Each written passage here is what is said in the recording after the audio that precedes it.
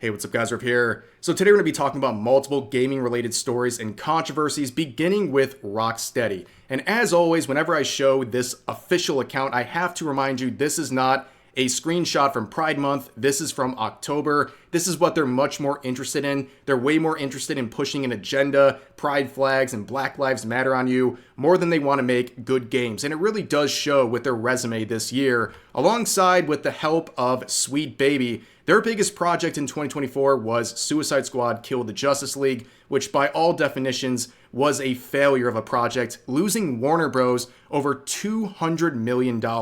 Now, how did Warner Bros. And all the related parties treat the failure of this game? Well, they rewarded it by allowing Rocksteady to work on the next Batman game. Yes, they lose Warner Bros. $200 million, and then DC says, yep, let's trust them with the next Batman game. There's absolutely no accountability in the gaming industry, and it really shows. But anyways, did you know this game is still alive and going? Yes, this live service game is still pushing forward, despite the fact its average player count has dipped into the double digits recently. Yes, hundreds of millions of dollars down the drain, and they're pulling Concord numbers currently. Now, what are they going to do to revive this game? I mean, it literally has flatlined since its release back in February. It is gasping for air. So what are they going to do to generate some hype? Well, here's their latest announcement saying Season 3 of Suicide Squad game will be released on October 1st, featuring Deadshot's daughter as a new playable character, Zoe Lon, aka Lawless. Now, there is a lot to unpack here. Number one, I think it's important to point out that in this game, Deadshot is race swapped. And this is the daughter of Deadshot, a black woman, and they gave her the nickname of Lawless. And a lot of people are mocking that in the comments section. They're wondering if Rocksteady is just trolling at this point, but it is a pretty crazy thing for them to do. And yeah, that's just one of many comments about this. People are comparing this design to the Concord characters, and it makes sense because they're pulling Concord numbers. And I am baffled as to how they made it to Season 3 of this game, and they haven't just packed it up. But just like Concord, their player numbers are struggling. You can see this chart from the last month showing that at one point in the last day, the player count dipped into the double digits, which is absolutely embarrassing. And you can see when this character came out on October 1st, it did nothing.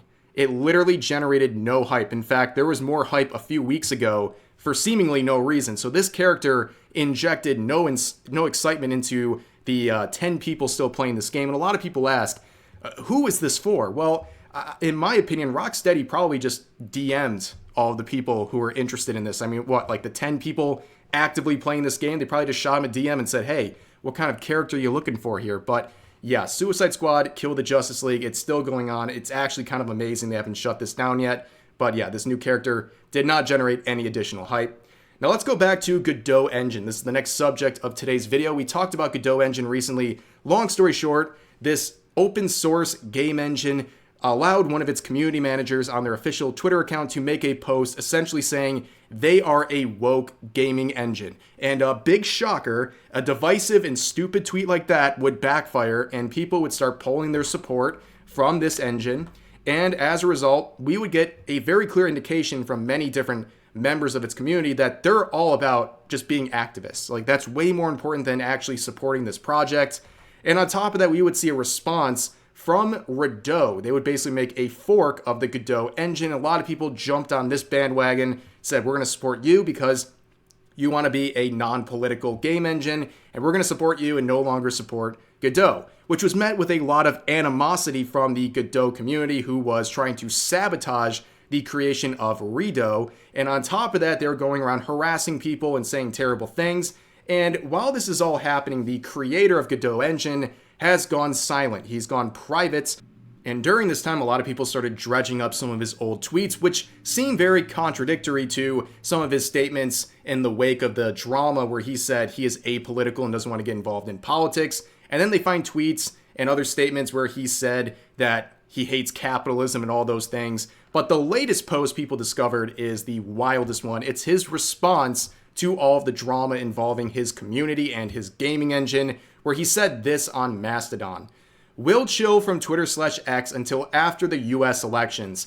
Almost all the hate Gdau got over the weekend was pretty much people who had no clue what a game engine is, what Gdau is, or what FOSS/community made project is. Most of the ones who did were the usual haters. Checking profile of haters, majority pro-Trump people with weird religious symbology or people with avatars/obsession for anime little girls. Sometimes I feel I am too innocent for this world."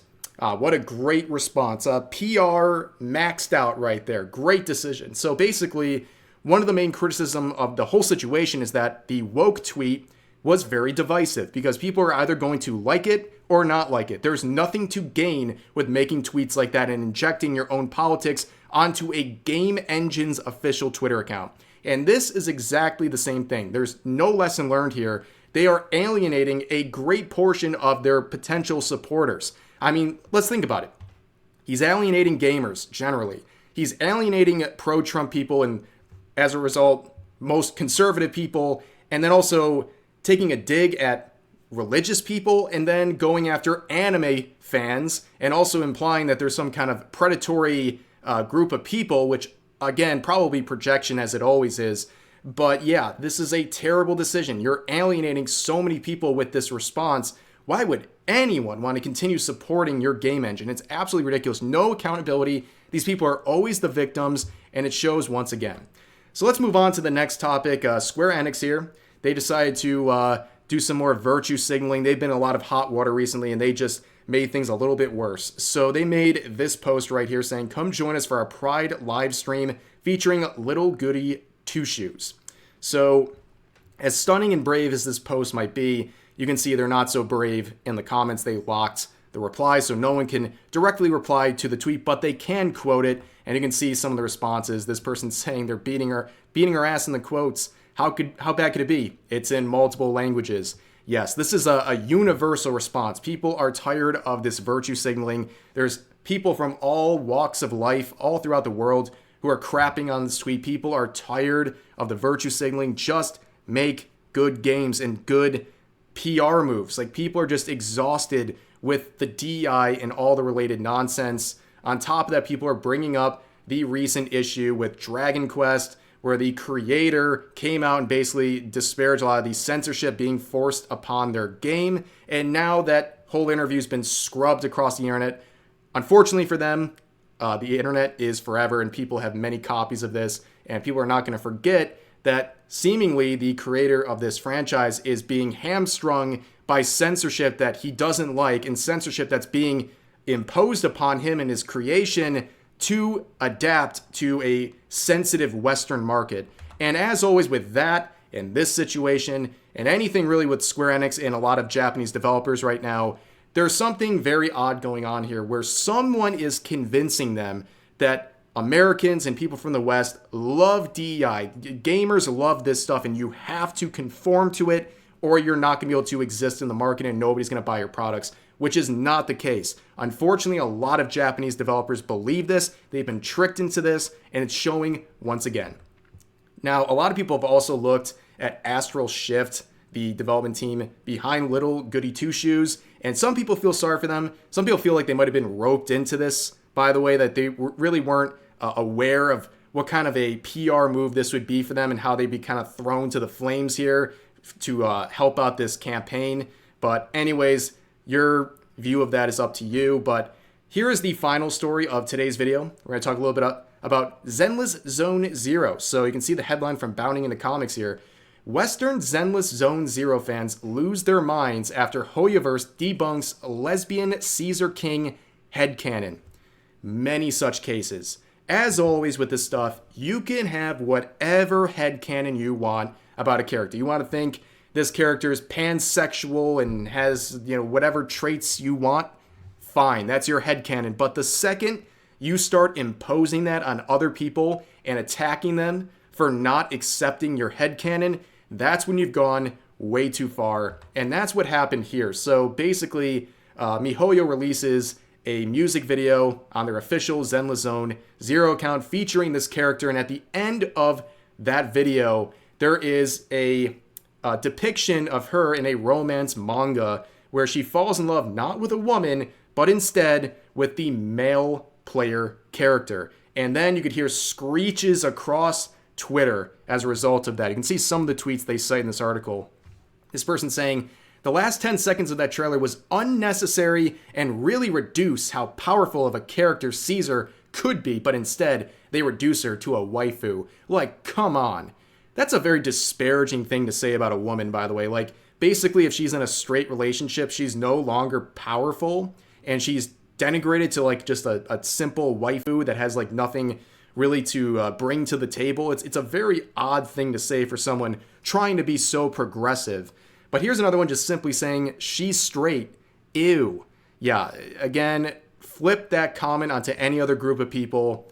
This would be considered offensive, but anyone who's straight, I mean, that's free game on Twitter, for example. But here's one more saying, way to ruining the character. Way to ruin the grammar of that sentence. Strong, badass women scare some types of men, and Mihoyo needs their money too. That's why this video exists, and I know some women will be disappointed at this too. Again, the only people who seem really scared of anything are these people getting upset over a character not falling in line with their headcanon. It's very strange, but not unexpected from Twitter. But anyways, that's going to do it for this video. A little collection of topics today. There's always so much going on recently. It's actually genuinely hard to pin down the topics because there's so many potential options for a video every single day. So every once in a while I like to line up a couple of them, cover them a little quicker than normal, and let you guys know about some things before they fall through the cracks, because I think these stories are still important, and I don't want them to get lost in the shuffle, because we're talking about so many different things. You know, Ubisoft has to mess up every single day, and these other TV shows are messing up every single day. It's hard to keep track of everything, but we'll do some more of these in the coming weeks if we have to. But as always, that's going to do it for this video. I hope you guys enjoyed. Feel free to share your thoughts about today's topics in the comment section down below, and I'll see you guys next time.